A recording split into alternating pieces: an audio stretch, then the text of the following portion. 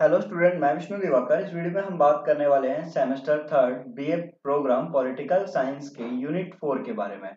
निर्वाचन प्रणालियां, first past the post system, अनुपातिक प्रतिनिधित्व और मिश्रित प्रणालियां। तो सबसे पहले हम बात करने वाले हैं कि इस यूनिट में से आपका सबसे ज्यादा इंपॉर्टेंट जो क्वेश्चन है वो क्या बनने वाला है।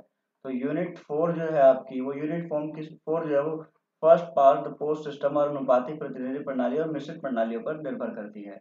ये आपकी 11th क्लास के अंदर चुनाव और प्रतिनिधित्व वाला जो लेसन था आपका, उससे कहीं ना कहीं मिलता जुलता है, जो कि आपने 11th क्लास में पढ़ा होगा। तो चलिए वीडियो को स्टार्ट करते हैं। तो सबसे पहले हम ये बात करते हैं कि जो इसका इंट्रो है वो क्या रहने वाला है। ठीक है, तो देरी ना करते हुए हम वीडियो को स्टार्ट कर लेते हैं।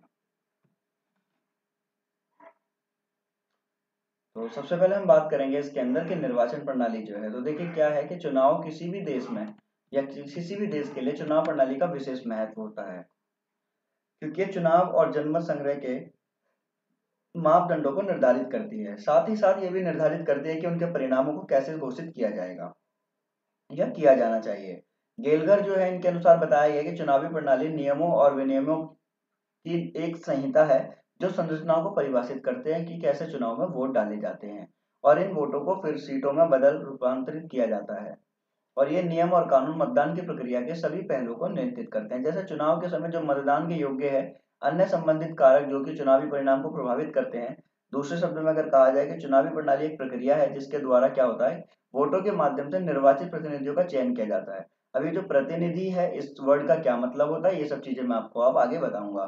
तो ये आपका जो है स्टार्टिंग में आपको इंट्रो इतना समझ लेना है, और उसके बाद में आपको क्या करना है, सबसे पहले स्टार्ट करने हैं इसके पॉइंट्स, जो कि यहाँ से स्टार्ट हो जाएंगे कि जो निर्वाचन प्रणालियों की जो सिद्धांत हैं वो क्या होते हैं। तो किसी भी चुनाव प्रणाली का उद्देश्य दक्षता, प्रभावकारिता और प्रभावशालिता शालिता के साथ एक स्थिर व्यवस्था स्थापित करना है। इसमें सुसंगत गठबंधन हो सकते हैं, लेकिन मजबूत राजनीतिक दल कुछ भी होते हैं। किसी भी तरह की चुनाव प्रणालियां, जैसे कि अनुपातिक हो या कि first past the post system प्रणाली हो, ये सभी सिद्धांत एक जैसे हैं। तो सबसे पहले हम बात करते हैं रिप्रेजेंटेशन यानी कि प्रतिनिधित्व। मुख्यतः एक निर्वाचन प्रणाली का उद्देश्य मतों को उन सीटों में परिवर्तित करना है जो मतदाताओं की इच्छा द्वारा मतदान के माध्यम से व्यक्त की जाती है।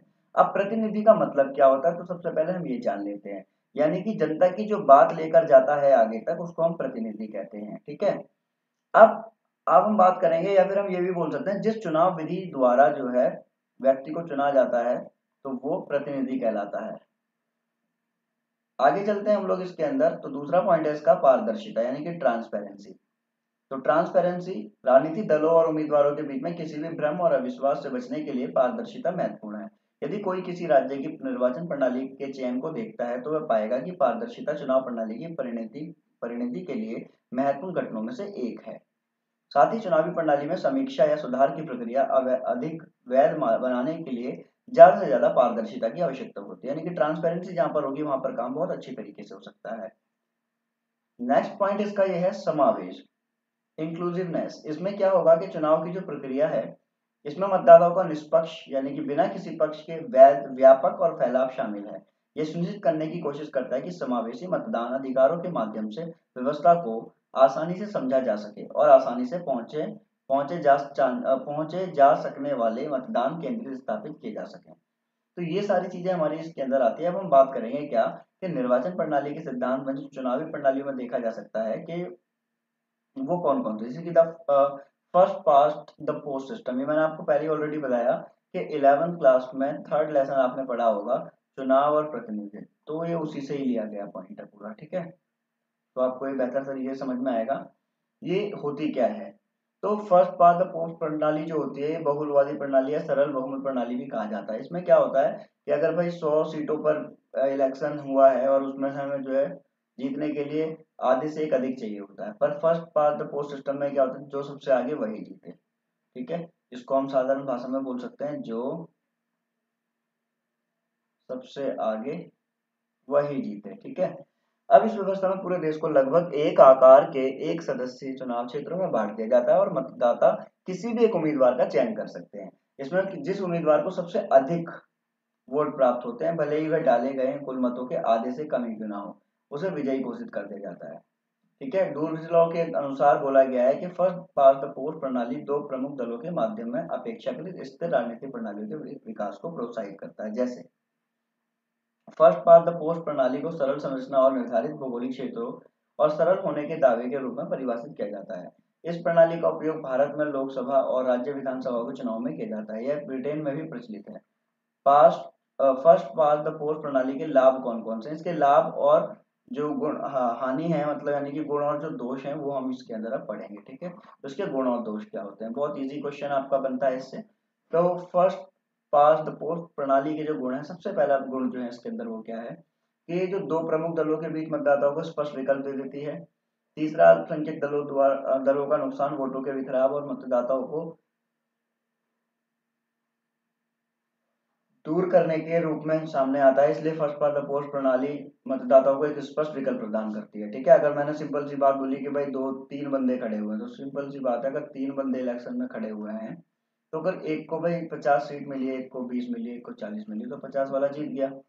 यह दल एक सरकार को विजेता के रूप में सामने लाता है और दूसरी तरफ अल्पसंख्यक गठबंधन सहयोगों के प्रतिबंध को हटा भी देता है। यह लोकप्रिय उम्मीदवारों को विजेता के रूप में सामने लाकर आता है। ठीक है, जैसे कि हम बात करें नायक, नायक मूवी थी ना, एक दिन का सीएम बना, तो इसमें क्या होगा कि भाई सिंपली अगर इलेक्शन होगा तो सबसे पहले उसी को जिताया जाएगा। ठीक है ना, यह मतदाताओं को दलों में प्रभावित होने के बजाय लोगों को चुनने का विकल्प देता है। यह निर्वाचन क्षेत्रों संबंधित प्रतिनिधियों के बीच एक कड़ी स्थापित करता है, यानी कि एक टुकड़ मतलब जोड़ने का एक पूरा ब्रिज बनता है। ठीक है, अब इसकी अगर हम बात करें कि विपक्ष को भी बहुत मजबूत बनाता है, तो सेम इसके अगर हम कुछ देखें तो इसके कुछ दोष भी हैं। इसके दोष कौन कौन से हैं? फर्स्ट पास द पोस्ट प्रणाली की सबसे बड़ी आलोचना यह है कि इसमें छोटे दलों और अल्पसंख्यक समुदायों को उचित प्रतिनिधित्व नहीं मिल पाता, क्योंकि अगर दो लोगों के बीच में जब मतलब बात आ जाएगी तो सिंपल सी बात है, अब इनमें से जिनको ज्यादा सीट मिल चुकी है वो बंदा जीत जाएगा, दूसरा वाला जो है वो हार जाएगा। उसके बाद अगर हम बात करें इसके अंदर, तो दूसरा जो है, इस प्रकार यह व्यापक रूप से स्वीकृत उम्मीदवार के लिए मार्ग खोलता है और अल्पसंख्यक समुदाय के प्रतिनिधियों के जीतने की संभावना कम हो जाती है इसके अंदर। फिर उसके बाद में हम बात करें कि यह समुदाय जातीयता और क्षेत्र आधारित राजनीतिक दलों के विकास को प्रोत्साहित करता है, जो अधिकांश आबादी को प्रभावित करता है। सिंपल सी बात है, अगर किसी जगह पर मैं अगर बात करता हूँ कि भाई यहाँ पर जो है किसी एक पर्टिकुलर कोई भी धर्म की बात कर ले हम, जैसे कि हिंदू है, ठीक है, हिंदू है, ये दूसरा जो एरिया है वो आपका मुस्लिम है, तो अगर इस मुस्लिम एरिया के अंदर सिंपल सी बात है कोई एक मुस्लिम खड़ा हुआ है, एक हिंदू खड़ा हुआ है, तो इसका जीतना नामुमकिन है। सेम ऐसे ही इसके अंदर अगर कोई मुस्लिम खड़ा हुआ था उसका जीतना भी नामुमकिन है, क्योंकि बहुलवाद यानी कि ज्यादा जनरलाइजेशन जहाँ पर होगी वहां पर उनको विजय मिलेगी। ठीक है, उसके बाद में हम बात करें यहाँ पर, फर्स्ट पास द पोस्ट प्रणाली जनता की राय में बदलाव के प्रति उत्तरदायी बना हुआ है। यह भौगोलिक रूप से केंद्रित और मतदाताओं के सार्वभौमिक विश्वास पर आधारित है। यह वैकल्पिक विचारों की अनदेखी करता है जो लोकतांत्रिक देश फर्स्ट पास द पोस्ट प्रणाली के अंतर्गत आते हैं। इसमें 60% से 40% तक की लोकप्रिय वोटों में गिरावट राष्ट्रीय स्तर पर देखी जा सकती है। तो ये हमारे इसके जो है दोष हैं। ठीक है, अब इसमें अंत में अगर हम देखें तो एक और दोष आपका क्या है कि फर्स्ट पास द पोस्ट प्रणाली जो है निर्वाचन क्षेत्र के परिसीमन पर निर्भर है। सभी निर्वाचन सीमाओं के राजनीतिक परिणाम होते हैं और राजनीतिक या अन्य विचारकों के स्वतंत्र रूप से एक सही उत्तर को प्राप्त करने के लिए कोई तकनीकी प्रक्रिया नहीं होती है। तो ये हमारे जो है इसके लाभ और हानि, और ये आपका यहाँ पर जो है इसमें ये क्वेश्चन आपका यहाँ तक खत्म हो जाता है कि first pass the post return प्रणाली क्या है और उसके लाभ और दोष बताइए। आई होप आपको ये अच्छी तरीके से समझ में आएगा। Thanks for watching.